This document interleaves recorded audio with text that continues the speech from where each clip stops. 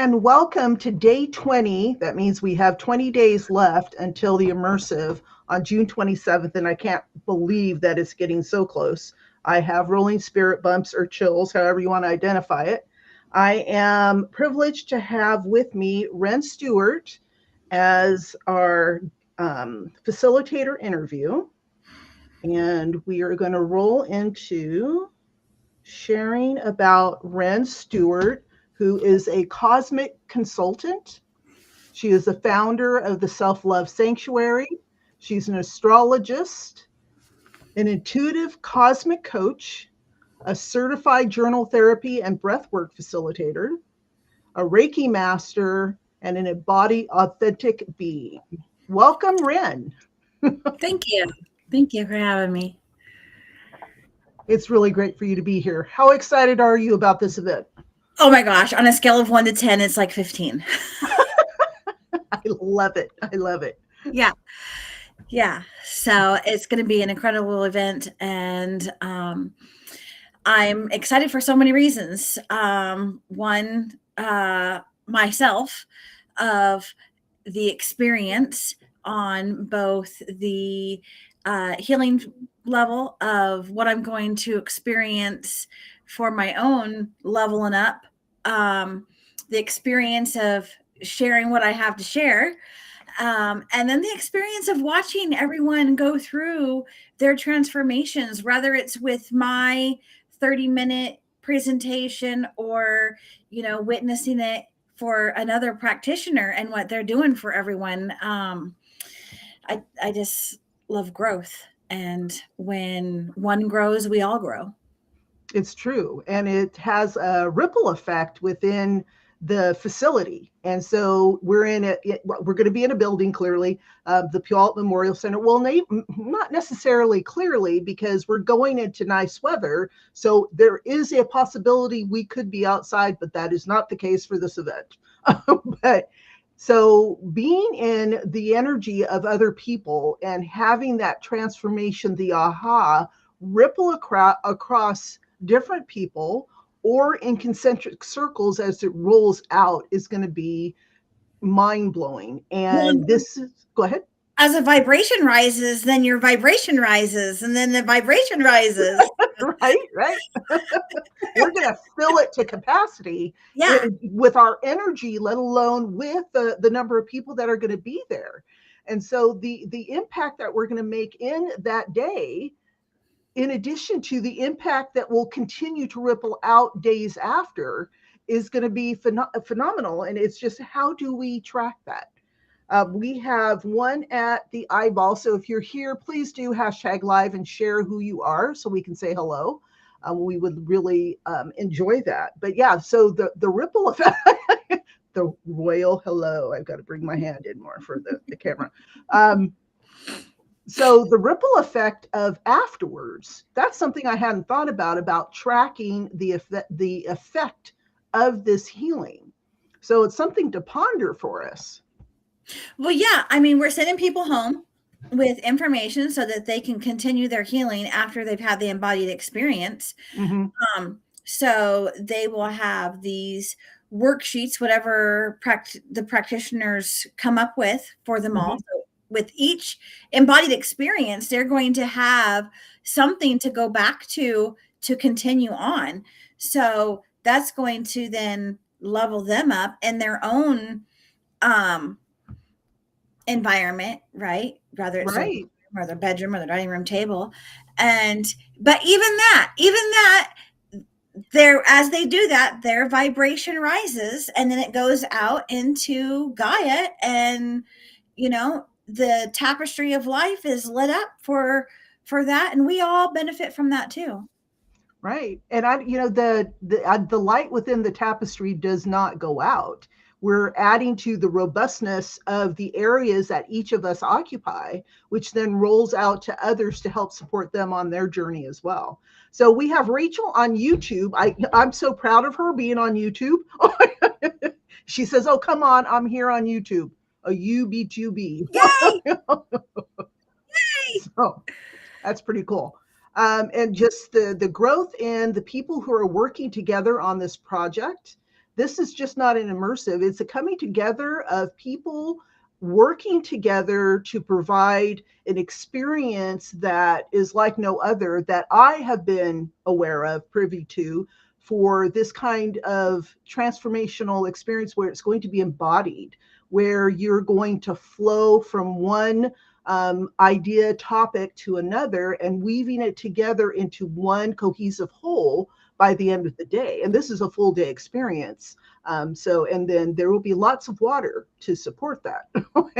So, Yeah, I mean, in any embodied experience that I've ever had, it's been one topic, like I went to this breathwork retreat and it was all breathwork. So as it was profound and it was so very much embodied. I don't think you can get any more embodied than breath, but it was only the one topic. So for us to have all of these other topics that they're moving through, it's every experience is going to be profound, and then it's going to be like exponential when you put it all together. absolutely, absolutely. So, can you share a little bit of your why as to why you're choosing, or had this set of topics been chosen for you? What are your thoughts around that? For love and nurturing, you Mm-hmm. mean? Well, I mean, my business is a self-love sanctuary. My mission is to help people see through their own eyes and love themselves and have that relationship with self. It doesn't matter who comes and goes in your life. Um, there's one constant, and it's you. Mm-hmm. So that relationship with self is so very important. And, we are told cliche things throughout life. You have to love someone, love yourself to love someone else. Love thy neighbor as thyself, if you grew up in any kind of religious background. Mm-hmm. But there's never any guidance on how to love self. So how am I supposed to love you as myself if I don't even been taught how to love myself?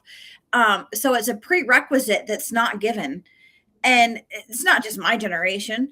It's the generation before me and before that and before that and before that. And I don't even know how many, right? At least 100 years. So, and we're just now figuring this out. So my kids, they've had the wonderful world of um, the internet to bring them thoughts and ideas and philosophy that they can then put into their life. But our generations didn't have that for any kind of healing. So it's just going to continue to grow for the future generations. Absolutely. And this, Because they're going to be more healed. say that again. I'm sorry.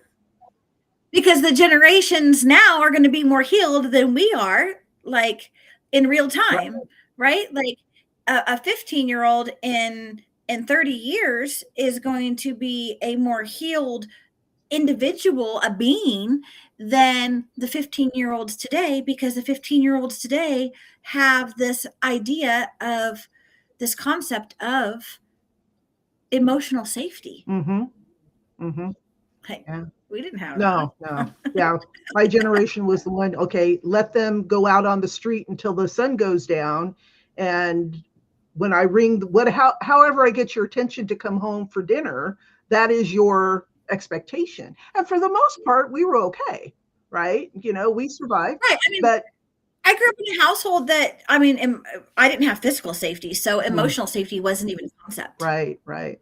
So, So, and that kind of leads me to the question of why did you form the Self Love Sanctuary? um, I spent most of my life abandoning myself. Mm-hmm.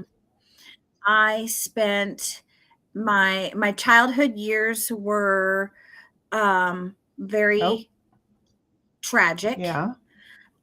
Um, and the once the disclosure happened, there may have been some initial I wouldn't even call it healing. It was just more like awareness, Mm, right? And then I spent so many years running from myself and defending myself. I thought that self-love was defense because that's the only thing that I knew. And um In 2012, I had a spiritual awakening, and that began my healing journey. But it wasn't until 2019 where my healing journey had kind of gotten stuck. I had done all of this work myself with no community because my wounds are in relationships. So I wasn't Mhm. trying to heal in relationships. That was scary. But I could only heal so far on my own. And when it got to self love, um, I was like, well, how do I love myself? If I'm not loving myself in defense, then what does that look like? And I started asking the people around me. And at this point, I had already started to begin to build a spiritual community. And, some of those answers were, um, quiet, detox baths or meditation, right? That was the answers there. But if I went to even a more mundane um, consciousness, those answers were like chocolate, or I bought myself a nice car. So, indulgence was a huge factor in what the world, at least in my community, thinks is loving themselves. So I realized that it wasn't just a me. Uh, it wasn't a concept that only I couldn't understand. It was a concept that the whole world around me couldn't understand. So I took the word self love and made it an acronym so that I had tangible ways to love myself, because I need boxes to check. That's how my brain works. That's the So Scorpio in you, yes? See what I've learned from you. all that analytical Yeah. stuff.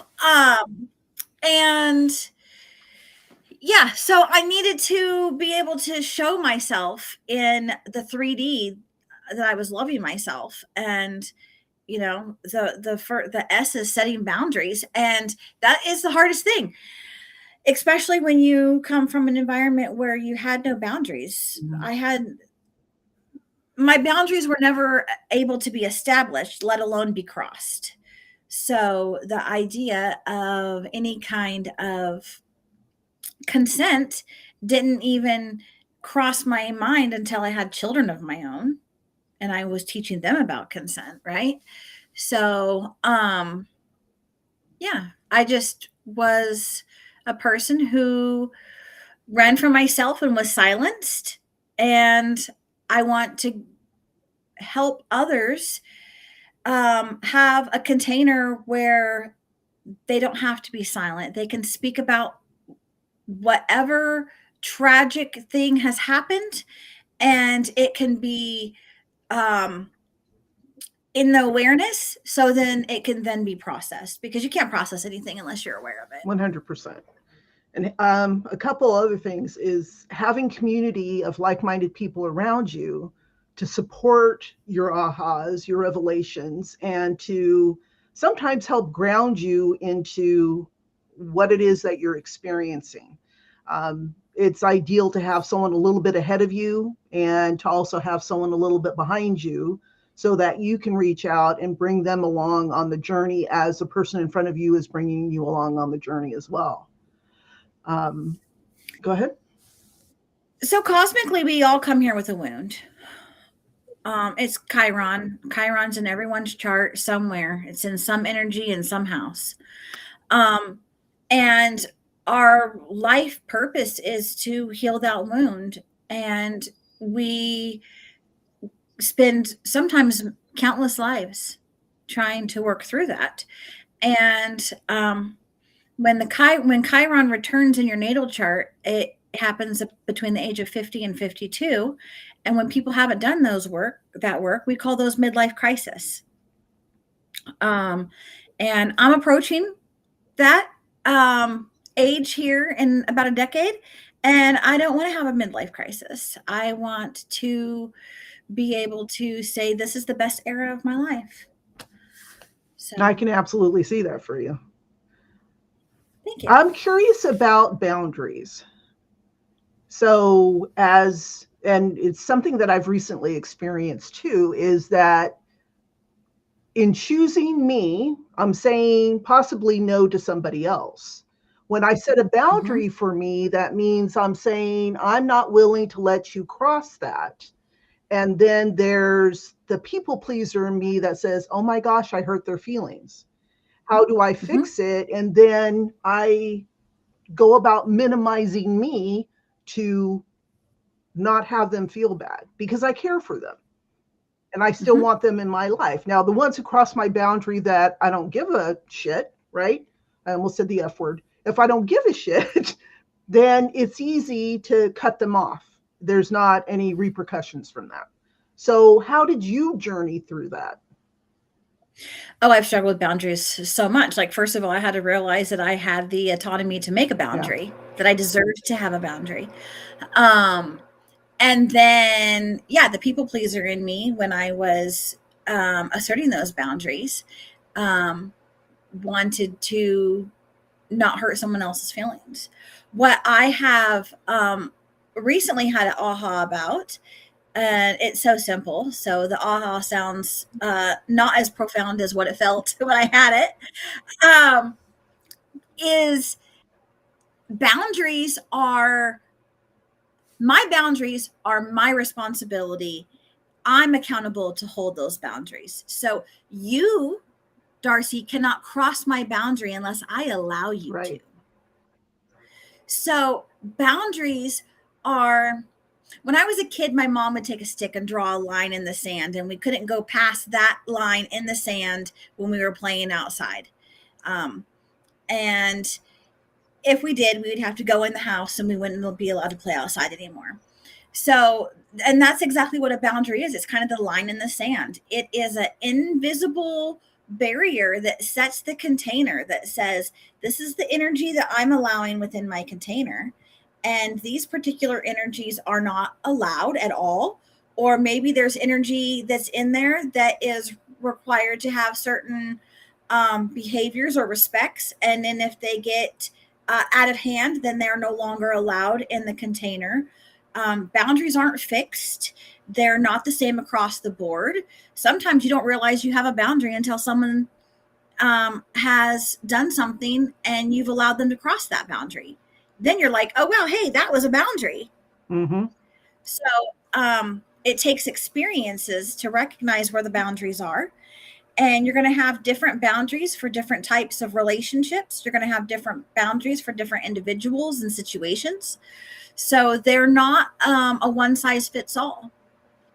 They're mutable. Mm-hmm. And you have the right, um, and we should all have the audacity to allow those boundaries to shift and change as they are moving, as the energy's flowing, as we're growing. You know, the boundaries I have for myself today were not the boundaries I had for myself last year or 10 years ago. So, um, I also found that boundaries are the foundation for every other piece of my self love acronym. Hmm. So, after boundaries is emotional honesty for E. And you have to have boundaries to have emotional honesty. First of all, you have to have the boundary to set the container to allow yourself to be honest with yourself and say, I'm feeling this emotion. And then you have to have the space to process that and share that, whether it's journaling. Okay, maybe you need to lock your journal in a safe to feel that no one's going to read it. That's a boundary. Um, you might have to set a container if you're going to share your emotional honesty with another person. There's boundaries around how that is done, how you explain yourself, the tone that you share it in, right? There's boundaries on you on how you share it. And then there are, that other person's going to have their own boundaries of how they receive it. So boundaries are at play in everything we do. Mm-hmm. And somehow that is a neglected part of our education about self, you know? Well, yeah, because how can the world continue to take advantage of you if you are putting your boundaries up? Yeah, we all need to become more self aware as we continue to move forward. So we're running low on time. And do you have anything that you would like to share before we close? Yes, actually, this half hour went by really Well, it's not a fast. half hour, it's Um, 20 minutes ish. okay, so Alan Watts um, was a philosopher, maybe even psychologist, way a man way before his time. But I'm going to read to you what he said because I like to paraphrase this, but I want to read his Okay. words.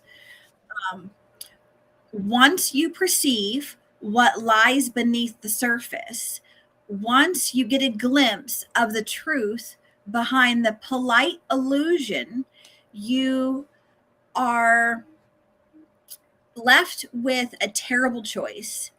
Do you speak on it or do you remain silent? If you speak on it, you disturb the dream. If you remain silent, you disturb your soul. This is not a simple dilemma. It is an ancient tension between truth and belonging, between authenticity and acceptance. When you speak, when you dare to name what others deny, you risk being cast out, and it's not always gently. Wow. This is why we have an issue with boundaries. Well, that was very timely for me to bring up boundaries. So it's just, wow. And why we keep the peace and why we remain silent and why we hold so much in for acceptance of from society, from our peers. Hmm. We give a lot away as Yeah, this individuals. could be a part two to this conversation. Mhm. Exploration of, well, is it a necessity to sometimes be silent? I think sometimes there's situations that could call for it. Um, Depends on the situation, right? What you're being silent about, what mhm, you're um, how you're delivering it, maybe. mhm, But I think that we are a species that has been silent for far too long for the atrocities that have happened. true. And now we're trying to heal from those things, and we can't heal from them unless we are vocal about them.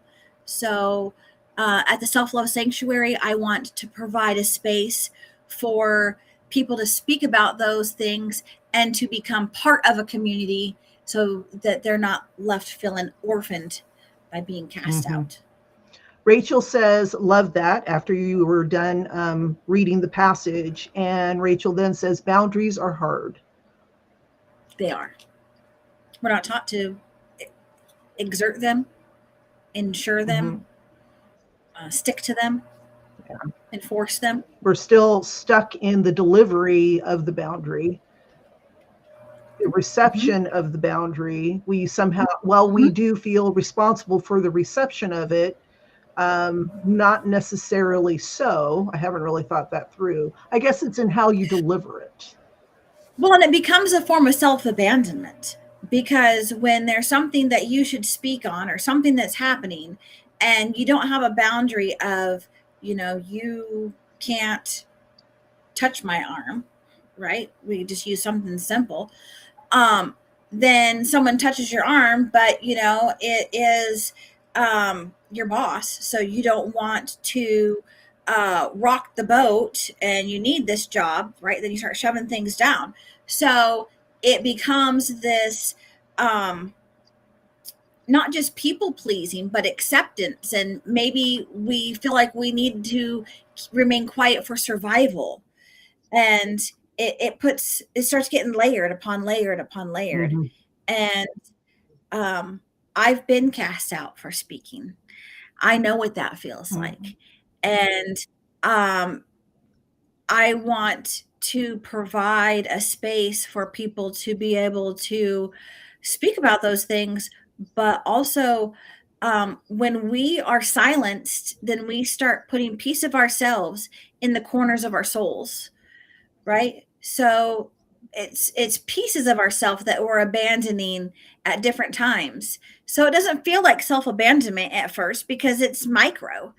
It's a tiny little thing. it's okay for right now. And then, okay, well, it was okay yesterday, so it's okay today. And then it grows until we've completely abandoned ourselves. Truth. Truth.